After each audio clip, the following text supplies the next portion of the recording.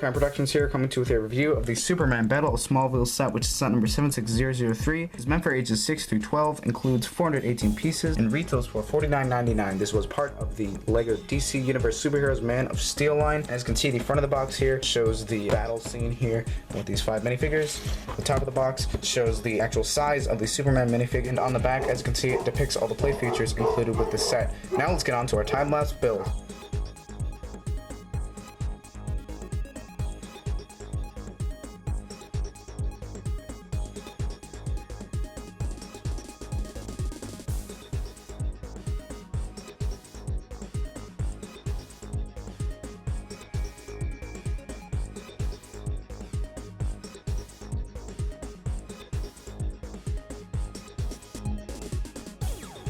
So as you guys can see, here's a set in its entirety, and it includes 2 instruction manuals, the first one containing 55 pages and the second one containing 49 pages, so that is in total 104 pages of building instructions. It also comes with this comic book here, which comes with the other 2 Man of Steel sets, and it shows the whole 2013 and the 2012 lineup, and it's just some short comic. But anyway, let's get on to the minifigures. Okay guys, so before we get started off with the minifigures, I'm actually going to try out a new minifigure rating system just for this review. However, I'm going to literally put a grade on the set. Now, I'm going to be grading these minifigures out of 5 points, and then the average of that is going to go into the set average as a whole, in which will have other elements. They get up to 2 points on how detailed they are or how they look. They get up to 2 points on accuracy, since this is based off a movie, and they get 1 point on exclusiveness. But let's get started off with Superman. As you can see, he features a red cape and some nice torso printing there, and those nice leg prints there. He also features a second angry laser vision face, as well as some nice back printing. Overall for this minifigure, I'm going to give this Superman variant a 2 out of 2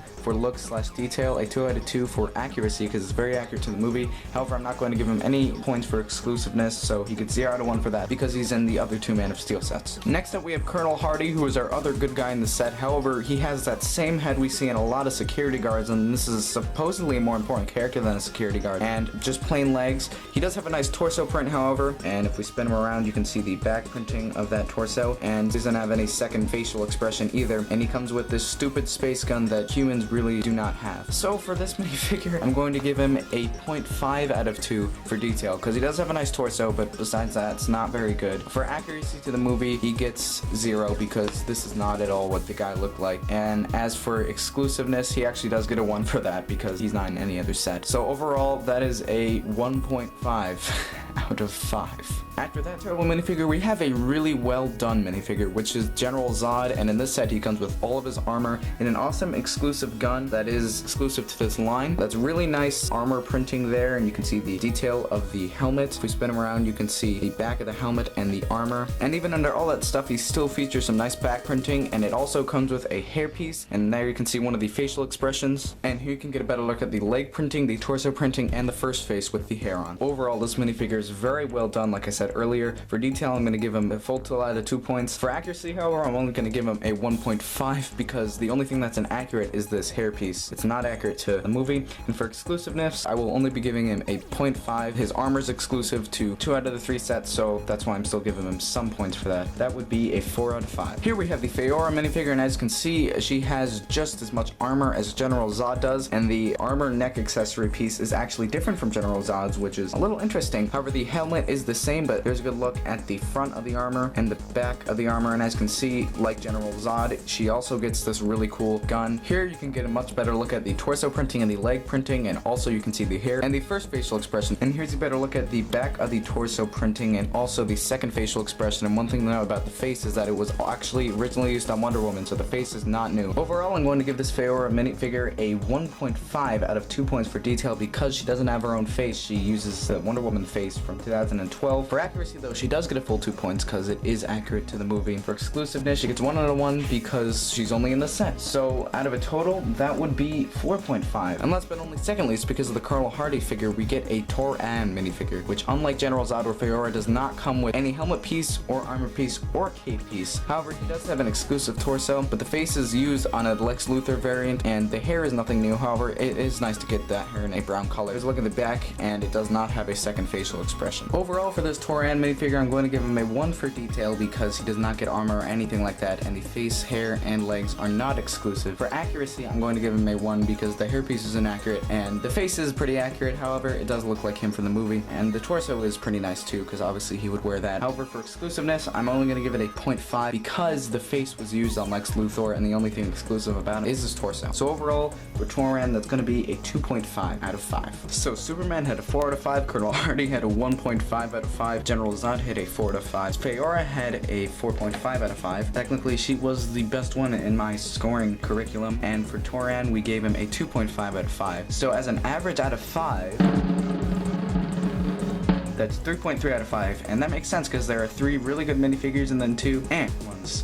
But yeah, let's get on to the actual set. Okay guys, so now onto the set. I'm gonna first take a look at this car. I actually really like how it turned out. If this thing looks a little weird, you can easily solve that by just taking it off and putting some crates in there. One of the play features in the set is just these flip-fire missiles, and I know they're not very good, but you get much better missiles on the dropship. It's a nice army vehicle. It's a little bit thin, but that doesn't really matter. It just works. You get seats for 2 minifigures with this nice car mold, which we don't see too often anymore. You get a steering wheel in there. Let's put in Colonel Hardy. Now the car doors don't open, but that's not a problem with the set. That's with the mold. It's always been like that. And this thing, it's got an antenna on it, so that's kind of cool. It swivels around here. I'm pretty sure the only reason they have this is to use the flip-fire missiles. If they're warding off against an alien spaceship, then I suppose that's what you need. And next up, we have this Kryptonian ship here. Now, I actually really like the look of this. To start off, I'll just give you sort of a 360 look at it, I guess, and I'll just manually spin it around here. And in the back, actually, they have this design, which I really like, and this little design right here, which you see 3 times for the boosters, I suppose. And it's just really nice. And the only thing that's asymmetrical about it is actually the front right here. These things are different sized guns here, and that's the same in the bottom. They use an antenna for a gun here, and then they use one of these rods for a gun here, just to get a little different look. And there's one very long rod right here. The feature of this is that you can rotate it around. As you can see, it's made so that it stays on the ground to sort of stabilize it. However, if it doesn't, you can actually put down these wings to stabilize it. And as far as sturdiness, I haven't had anything break off besides these. The purpose of these little capsules here is, I guess you could put a minifigure in there, but the main purpose is to store weapons here. You can actually take the gun and stick it on there, and you have storage for the different minifigures if you want to sit them inside of the ship. And you can also throw in a hairpiece there if they got their armor on,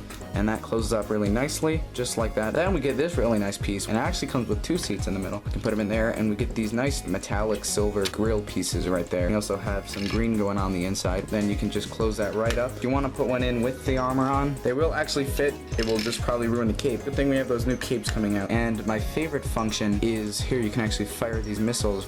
These are the really good missile launchers, and those are hidden in there and activated with the flick of this, and these have the rubber tips to them. And I should also mention that there are a couple stickers. There's one there, one there. There are some on these wings right here, as you can see, there and there, and there and there. And these can also move like this, and this can also be articulated this way or that way. So overall for the ship, I actually really like it. It's got nice features. It's got these missiles here, and it's got a nice cockpit area, and also actually gives you storage for the other pieces. It's not really the most accurate thing, but it looks pretty nice. Now on to my final rating / opinion. I actually have come up with a system for this like I did with the minifigures, and the minifigures are one aspect of 5. The 4 other ones will be appearance, accuracy, functionality, and value. So let's start off with appearance. I've already said this before, but I actually really like how this set looks. It looks very nice. I'm gonna give it a 5 out of 5 for appearance because I really like how it looks. It looks very nice. Accuracy. Now, is this really accurate to the movie? I know I did the minifigures already, but I'm gonna give it a 3 out of 5 because it's not the most accurate. It's somewhat accurate though. However, for these movie sets, Lego usually never is accurate because they don't want to give away what happens in the movie. But that is part of accuracy, so that is going to be a 3 out of 5 for that. For functionality, this set functions very well as I went over. Also for functionality, I'm going to sort of include how kids, if they would buy this set, would enjoy it. Now, I'm just saying, this set includes a car and a spaceship, so, you know, that's all set for that. So for that, I'm going to give it a 5 out of 5 because kids would love this set because, you know, it comes with a car, you can, you know, play around with and stuff, and it comes with a nice vehicle that's not going to break really easily. The only thing that comes off easily is these. And for the value, now this set initially cost $50. You get 418 pieces. I still really don't think this set is worth $50. However, I would say it would be worth $45, which would be a very interesting price point for Lego. But $40 would be an ideal price for this, even though now you can buy it for this. So there's a 3.3 out of minifigures.